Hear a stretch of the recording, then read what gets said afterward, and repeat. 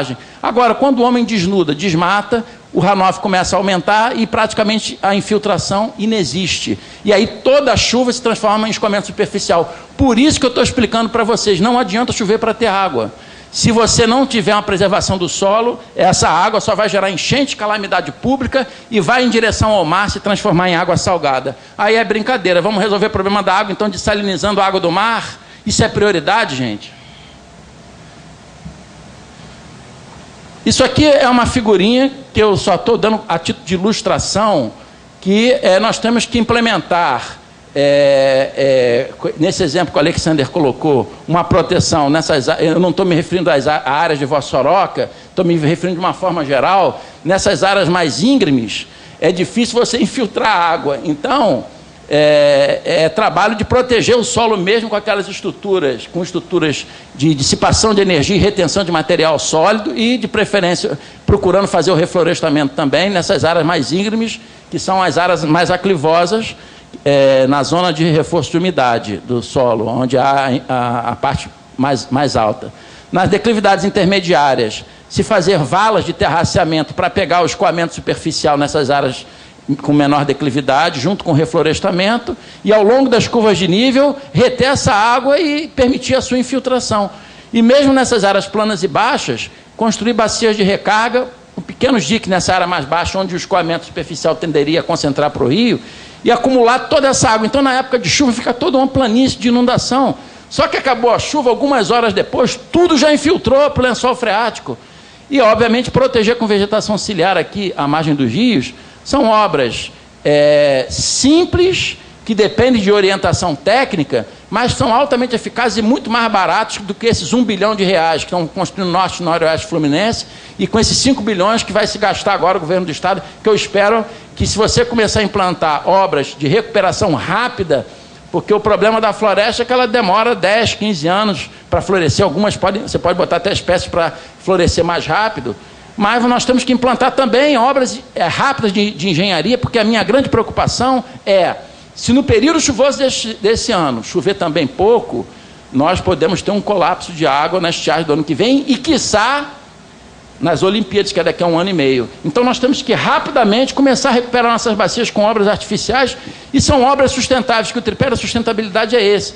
Obras ambientalmente viáveis, que não geram impacto ambiental, ou impactos aqui vão gerar impacto positivo, que elas vão filtrar água, economicamente viáveis, que não são necessariamente caras. Obra sustentável pode ser obra barata, pode ser um pouco mais cara, mas de acordo com a peculiaridade, mas tem que ter viabilidade econômica, e socialmente desejáveis. Então, você, além disso, vai ajudar o meio ambiente, vai gerar emprego, e a população, a comunidade da região vai participar dessa solução. Ao fazer isso, você pode implementar também soluções de calha.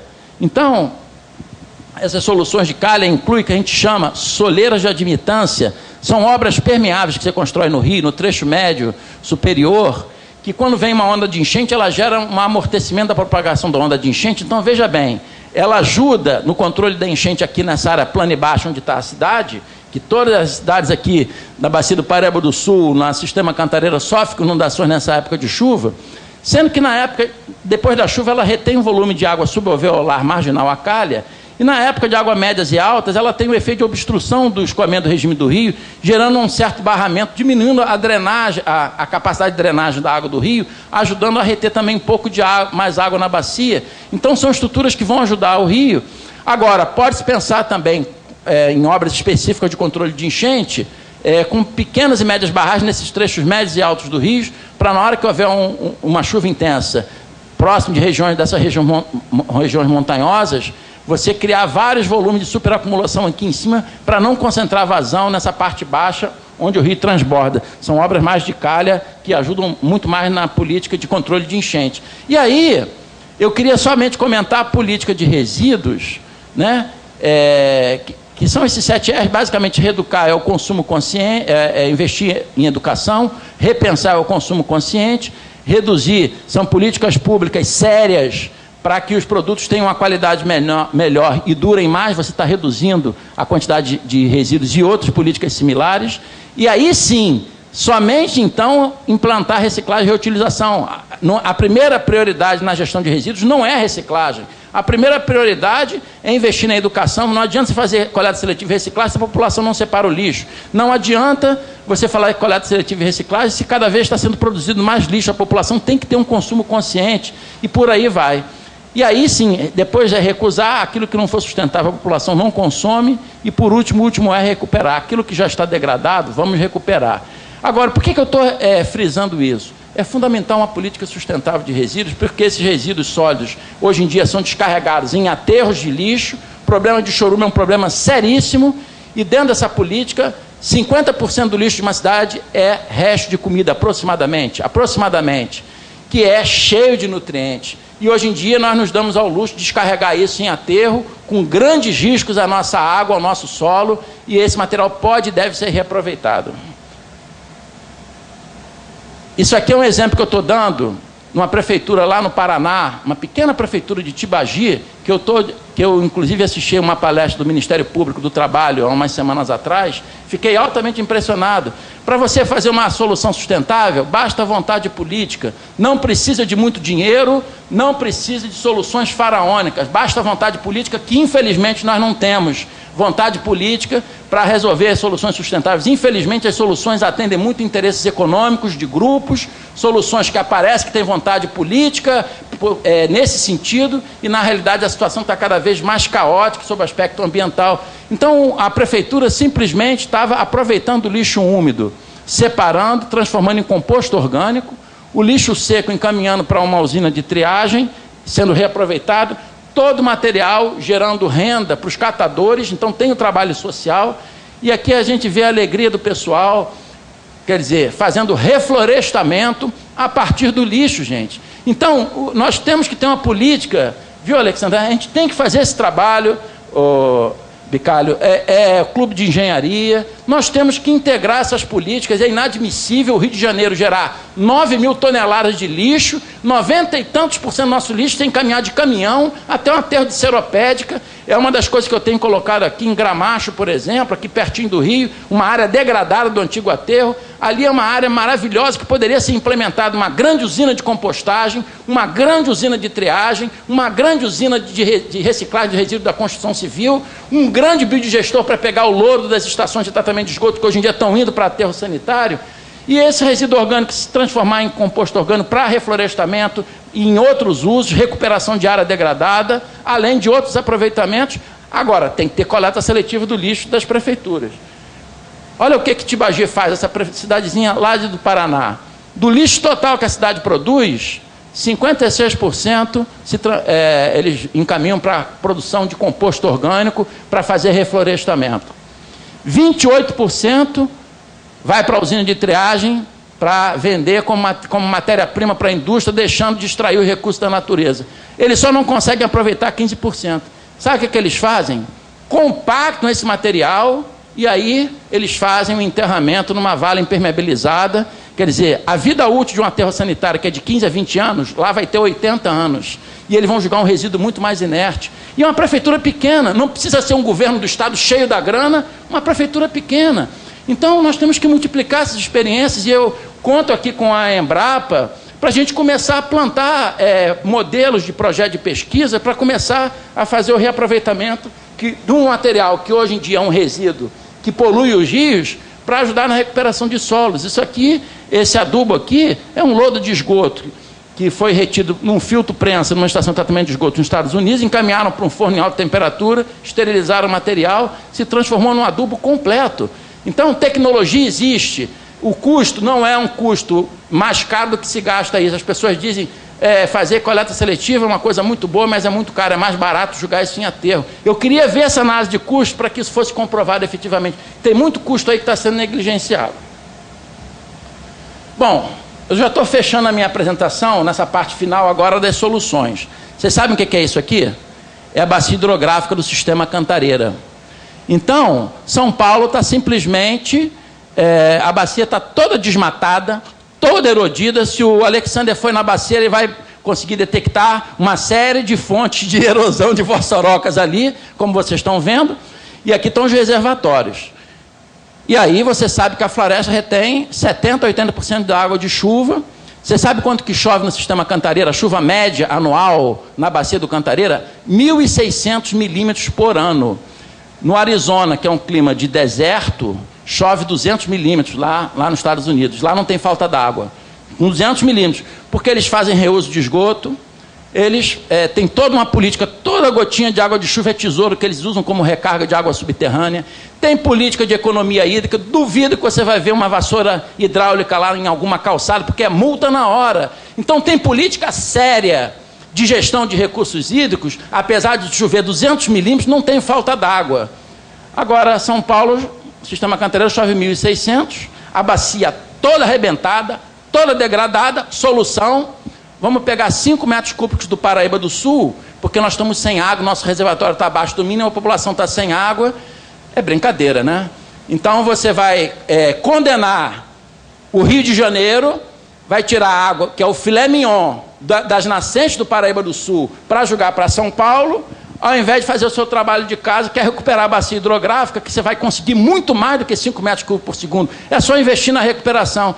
Isso é política pública no Brasil. Lamentavelmente, e obviamente a população não está a par disso. Agora, o que me dá tristeza é o governo do Estado apoiar. O governo do Estado concordou com essa transposição. É um absurdo. Eu acho que o Clube de Engenharia tem que tomar uma posição com esse problema da transposição. E eu vou dar uma proposição no final. Primeiro, não a transposição de vazões. Nós não podemos aceitar isso. É um absurdo. E eu acho que nós temos que criar um movimento grande. Agora, existem muitos interesses econômicos, né, envolvidos nisso. Problema do volume morto. São Paulo está usando água de volume morto. Você sabe o que é água de volume morto? É uma coisa muito séria. Volume morto, quando você dimensiona um reservatório, você tem o volume útil e tem o volume morto. Então, você dimensiona o volume morto, você não pode usar. É uma água de pior qualidade, onde decanta o material, é uma água que você não usa. Por isso que você dimensiona o volume útil. Então, em São Paulo, gente, quando chegou em março desse ano, em plena época de chuva, a água dos reservatórios já estava no volume morto. O que isso nos demonstra? A total fragilidade dessas bacias hidrográficas que eu mostrei aqui naquela figura. A bacia hidrográfica do sistema Cantareira não tem condição de produzir água. Todo ano tem enchente nessa bacia. Só que essa água de enchente não se transforma em água subterrânea. E, na realidade, ela vai gerar enchente. A primeiro ano que teve pouca chuva, que choveu pouco esse ano realmente, já mostrou a fragilidade do sistema. Ao invés dos engenheiros de São Paulo detectarem qual é a causa do problema e vamos investir na recuperação dessa bacia prioritariamente, a solução é tirar a água do Paraíba do Sul, tirar a água do aquífero Guarani, que a gente estava comentando antes. É uma solução simplista. Aí é fácil ser governador do Estado, você tem os problemas, é fácil ser engenheiro ali. É uma solução totalmente sem sustentabilidade ambiental que a gente não pode aceitar. E mais uma coisa, aí uma crítica que eu faço à ANA e ao próprio INEA, que eles estão trabalhando em cima de volume mínimo de reservatório. Então, eles alegam que está um ano seco, porque o nível d'água mínimo está abaixo do nível mínimo de reservatório de mais de não sei quantas décadas. Por isso que eles estão decretando isso seca. Só que isso é uma análise hidrológica, no meu entender, defeituosa. Por quê? Para você fazer uma análise equilibrada, você tem que pegar o nível mínimo no período de estiagem, concordo.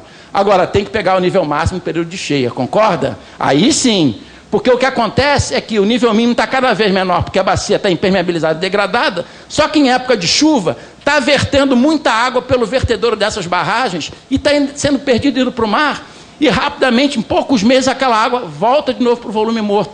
Por que não teve crise nos anos anteriores? Porque choveu muito, apesar da bacia toda degradada. Neste ano que choveu menos, já se mostrou o problema bem claro de total fragilidade do sistema. E aqui é a bacia do Paraíba do Sul, que o Alexander mostrou, para vocês verem o estado deplorável da bacia. Eu estou confirmando no mapa, que está no plano diretor da bacia, está tudo desmatado, tudo careca. Você tem alguns pontinhos de manchas de inundação nessas unidades de conservação.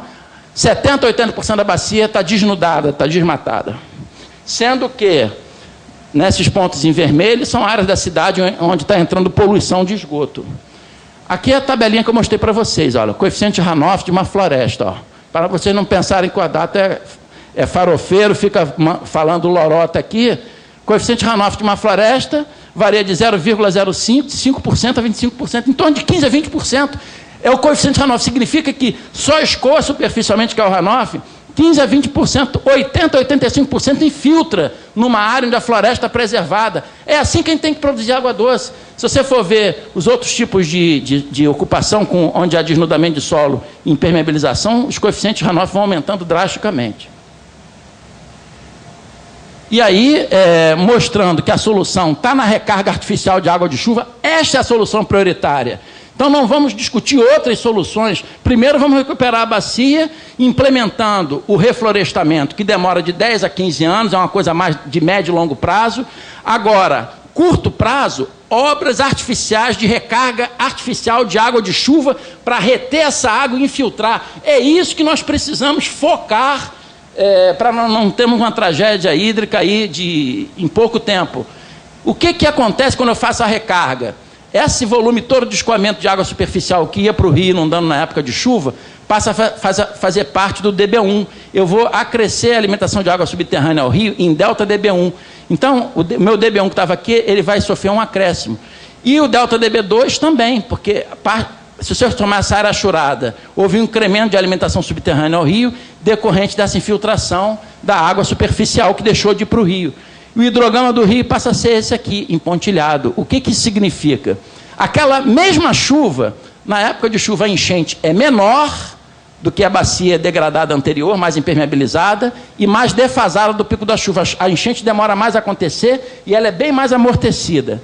E na época de estiagem, o nível d'água mínimo do rio duplica, triplica, quadriplica ou até mais, dependendo da magnitude da recarga, porque nós vimos que os níveis mínimos ficam bem baixos. Não é por falta de chuva, gente, é por falta de gestão, é por degradação da bacia. Esse é o problema crítico. Eu estou mostrando para vocês que eu mostrei como está a bacia do Paraíba do Sul, toda degradada, e a bacia do Cantareira. Esse problema que a gente não vê na discussão, a gente vê na discussão outras coisas, né? Inclusive o pessoal de São Paulo dizendo não, que é um caminho de duas mãos, que São Paulo tem anos que tem períodos que tem água sobrando. É claro, na época de chuva a água está sempre sobrando, a bacia está toda impermeabilizada, está cheia de enchente, mas problema grave de abastecimento é na estiagem, e ali eu duvido que você vai ter água sobrando naquela bacia com aquele nível de degradação. Bom, e aí, para terminar, eu queria fazer algumas proposições que eu estou deixando escrito aqui. Essas proposições eu já fiz na LERJ, já encaminhei para outros órgãos, estou encaminhando aqui no Clube de Engenharia, contando com apoio para a gente tentar transformar essas proposições em realidade. Primeiro, antes de se falar em transposição do Paraíba do Sul para São Paulo, deve São Paulo primeiro fazer seu trabalho de casa, investir primeiro na recuperação e revitalização da bacia hidrográfica, com obras e intervenções como essa que o professor Alexander apontou na palestra anterior. Segunda, os estados de São Paulo, Minas e Rio investirem também na revitalização do Paraíba do Sul.